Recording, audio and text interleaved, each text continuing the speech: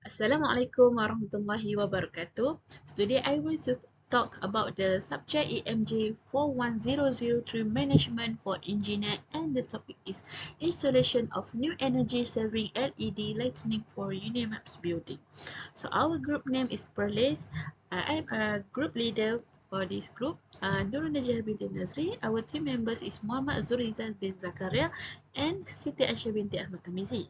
Next, a project of specification. First, replacement of T12 34 watts fluorescent tube with T8 16 watt LED tubes.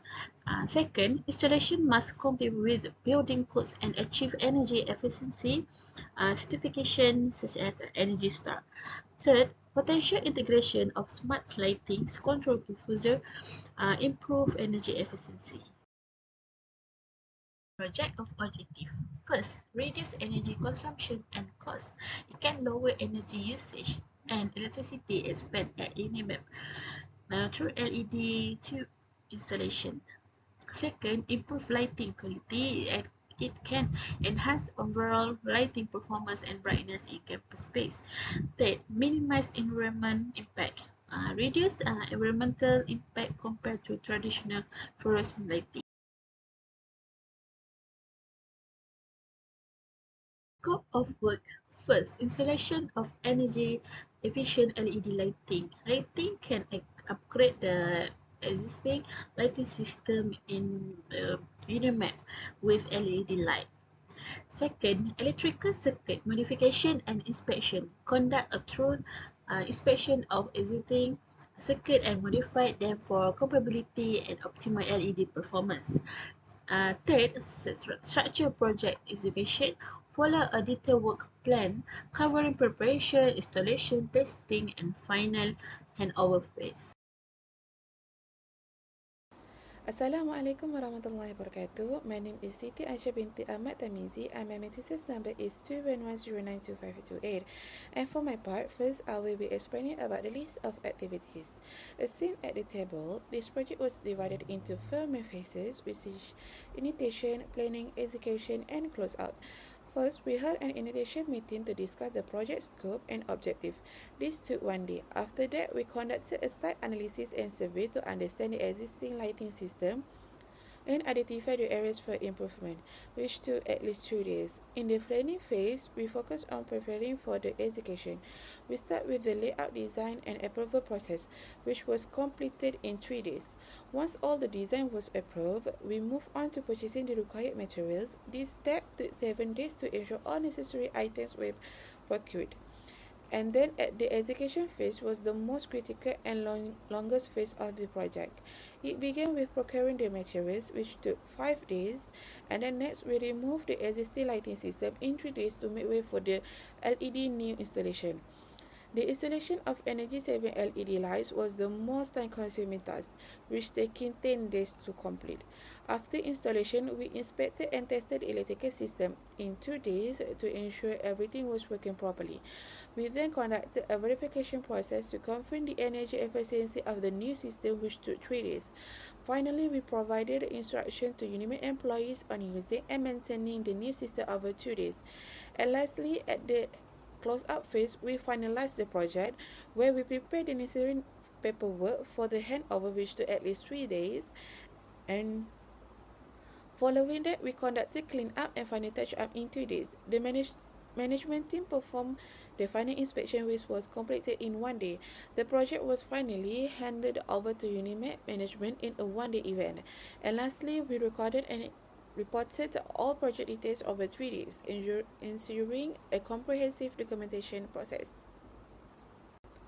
Next, for my part, I will be explaining about the resources, requirement, and budget estimation. I have divided into two, which is manpower, resources, requirement, and budget estimation. Also, the resources, requirement, and budget estimation. At the table, it shows the manpower required for each activities, their daily rates, and the total cost. The overall budget for this project is RM 32,700 ringgit. Let me explain the breakdown for each activities. For the initial meeting, we require a project manager and an engineer for 1 day. The total cost for this activity was RM500. And then next, at the site analysis and survey, involved an engineer and a technician working for 2 days. And the total cost of the activity was RM2,400.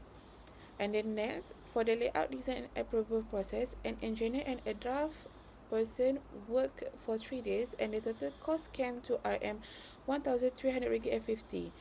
And next, a purchasing officer handled the material procurement over 7 days, costing at least RM2,100.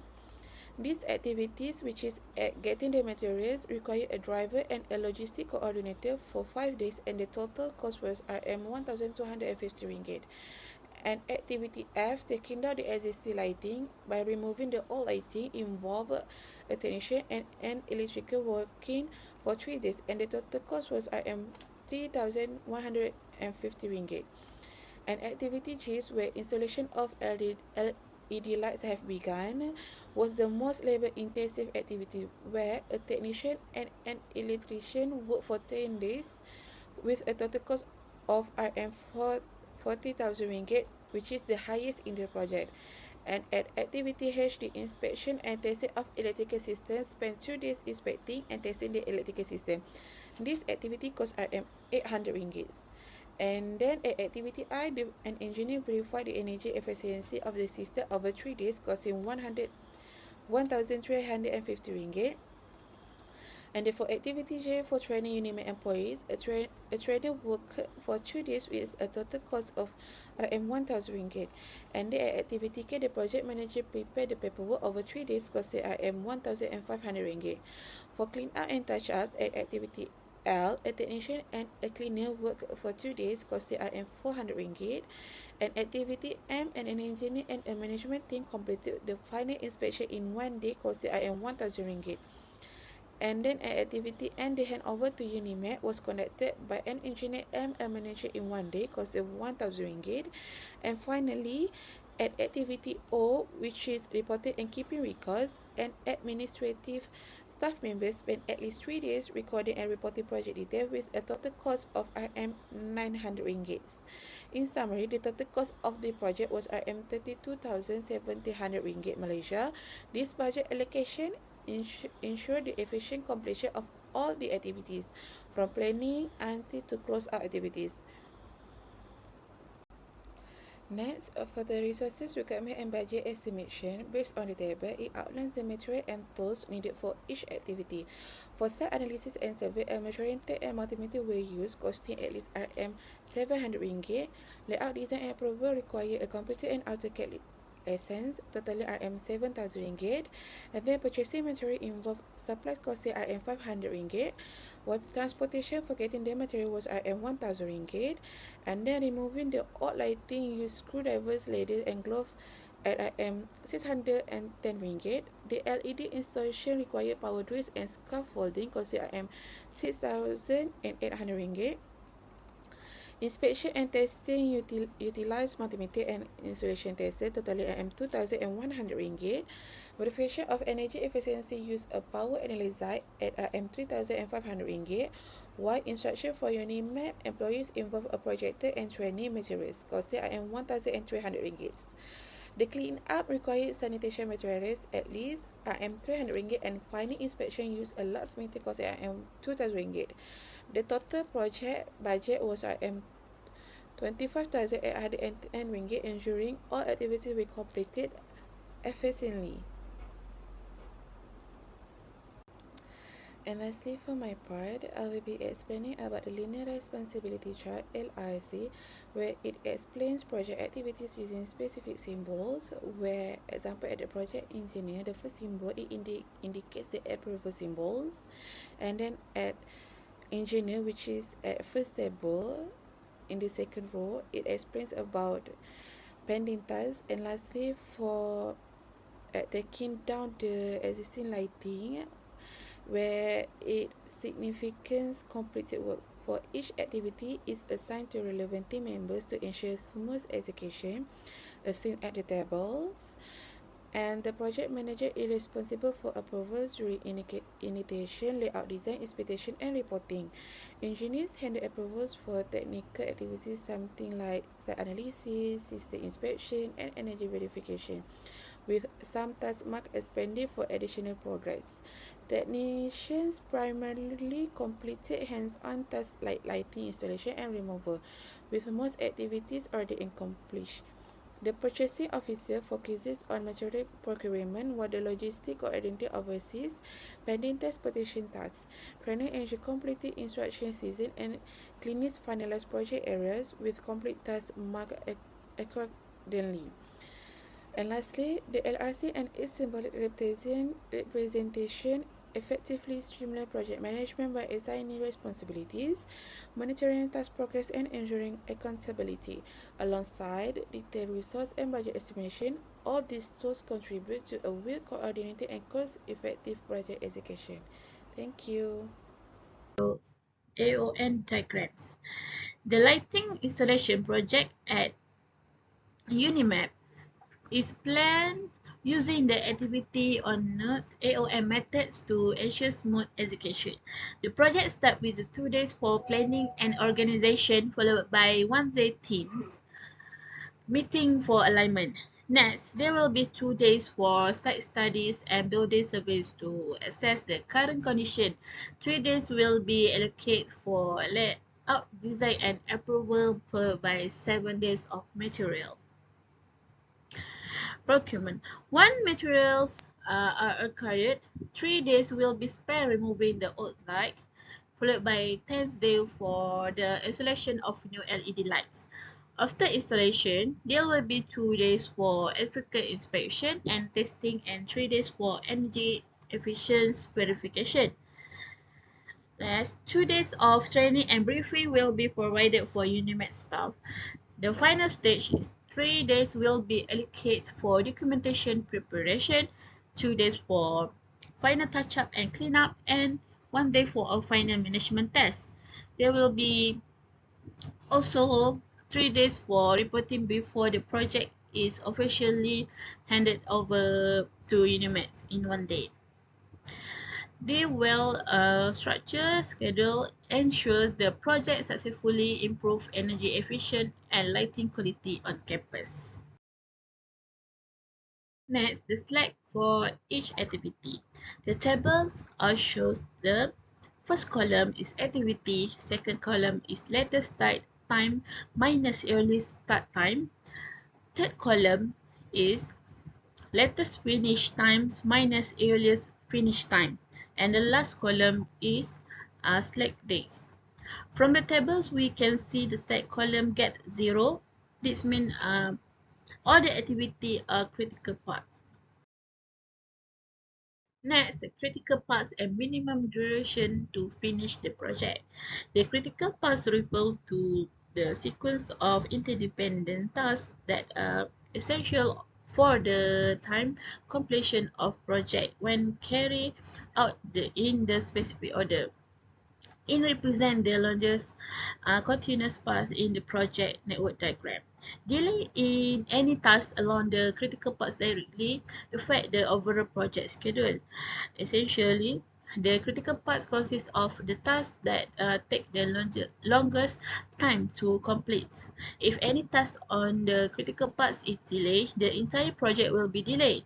The overall duration of the critical paths is often used to estimate the minimum time required to complete the entire project. Therefore, it is critical to closely monitor tasks on the critical paths to avoid delays and ensure the project stay on track. Assalamualaikum. I am Muhammadul Rizal Zakaria. So as for my part, I'll be talking about the project result, which is called the Gantt chart. So as for our first milestone, which is on 1st January 2024, the first phase is called initiation, which took over 3 days in total. The shortest phase one, the first one is called initiation meeting for the project, and then site analysis and survey. After that, moving on to the second phase, which is called planning, took over 10 days in total, where we done layout design and approval. after that, purchasing materials. Next one is the longest phase among all phase, which is the third phase called execution, which took over 21 days in total. Where the first thing we do is getting the materials, then taking down the existing lighting, then the installation of LED lights, then inspection and testing of electrical, then the verification of energy, and the last one is instructions for Unimap employees. And the last and final phase is called close out. The fourth phase, the things we done is getting paperwork ready, and then clean up and final touch-ups, and then the last inspection by handover to Unimap, and lastly reporting and keeping records.